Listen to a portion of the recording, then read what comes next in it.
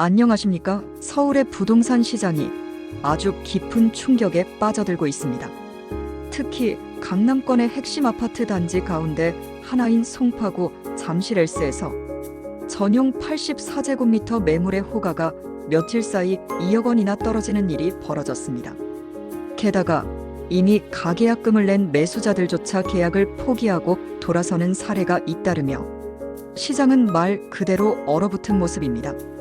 이번 사태의 중심에는 바로 지난 6월 28일부터 시행된 정부의 고강도 가계부채 억제 방안이 있습니다.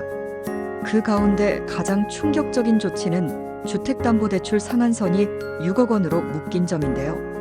이는 단순히 대출이 줄어든다는 의미를 넘어서 현실적으로 수분양자나 일반 매수자들이 자금 마련을 포기할 수밖에 없는 상황으로 몰고 가고 있습니다. 이 정책이 시행된 지 단 이틀 만에 서울 전역에서는 수억 원이 빠진 급매물이 속출하고 있습니다. 잠실엘스 전용 84제곱미터는 원래 35억 5천만 원에 시장에 나왔지만 불과 이틀 사이에 33억 5천만 원까지 호가가 하락했습니다. 2억 원 하루 이틀 만에 사라진 것입니다. 이뿐만이 아닙니다. 서초구 반포자이의 전용 59제곱미터 매물도 기존 41억 원에서 40억 원으로 호가가 내려갔습니다. 심지어 대출 규제를 피한 매수자들조차 시장의 분위기에 위축되어 가계약금을 포기하는 사태도 벌어지고 있습니다. 서초구의 한 부동산 중개업소에서는 벌써 2건의 계약이 가계약금만 낸 채 파기되었다고 전했습니다. 모두가 불확실한 미래 앞에 손을 놓은 듯한 모습입니다. 그런데 이 위기는 단순히 매매 시장에만 국한되지 않습니다.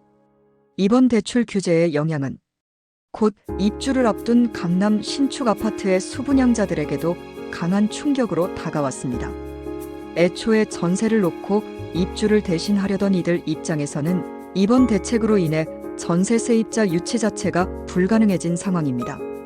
기존에도 금융권에서 자율적으로 전세자금 대출을 제한하고 있었던 만큼 이제는 25평형 전세도 12억 원대에서 11억 원대로 떨어지는 전세시장 약세까지 맞물리며 매물 자체가 소화되지 못하는 국면으로 흘러가고 있습니다. 그 결과 앞으로 분양을 준비 중인 고가 아파트 단지들은 청약 통장을 오랜 기간 준비해온 무주택 실수요자들조차 청약에 엄두를 내지 못하는 구조가 되고 말았습니다. 20억 원, 30억 원대의 현금이 없다면 강남의 청약은 이제 그림의 떡이 되어버린 셈입니다. 이번 정부의 대책은 너무 급작스럽게 발표되고 시행되었기 때문에 시장은 충격에 빠질 수밖에 없었습니다. 일각에서는 이제부터라도 정부가 후속 조치를 통해 시장 혼란을 진정시켜야 한다는 목소리가 커지고 있습니다. 한 전문가는 중도금까지는 괜찮지만 잔금은 이번 규정을 따라야 한다는 해석을 내놓았습니다. 만약 잔금 납부를 하지 못하면 지연이자는 물론 경매 절차까지 이어질 수 있어 수분양자 입장에서는 사실상 재산을 잃을 수 있는 위험도 있는 상황입니다. 이런 상황에서 시장의 눈은 곧 있을 국토교통부 장관 인선과 이재명 정부의 첫 부동산 대책 발표에 집중되고 있습니다. 정부가 얼마나 빠르고 정교한 후속 대책을 내놓느냐에 따라 이 혼란이 일시적인 패닉으로 끝날지 장기 침체의 시작이 될지가 결정될 것으로 보입니다. 이번 사태에서 중요한 것은 잠실엘스와 같은 상징적인 아파트 단지에서조차 단 이틀 사이에 2억 원이나 가격이 빠지고 계약 취소가 줄을 잇고 있다는 점입니다. 이것은 단지 하나의 문제가 아닙니다. 서울, 그리고 대한민국 전체 부동산 시장의 심리와 구조가 완전히 뒤흔들리고 있음을 의미합니다. 한편으로는 이런 고강도 규제가 오히려 금천, 관악 등 중저가 지역에는 기회로 작용하고 있다는 분석도 나옵니다. 주말 사이 이들 지역의 매물은 약 2%가량 줄어들며 상대적으로 투자 심리가 살아나는 모습을 보였기 때문입니다. 또 다른 전문가는 올 하반기에는 상승세가 미미했던 중저가 지역에서 갭 메우기 장이 펼쳐질 가능성이 크다고 진단했습니다. 그러나 지금 부동산 시장의 중요한 것은 분위기보다 현금입니다. 현금 유동성이 없는 상태에서는 아무리 좋은 매물이 있어도, 아무리 청약 점수가 높아도 무용지물이라는 현실이 적나라하게 드러난 상황입니다.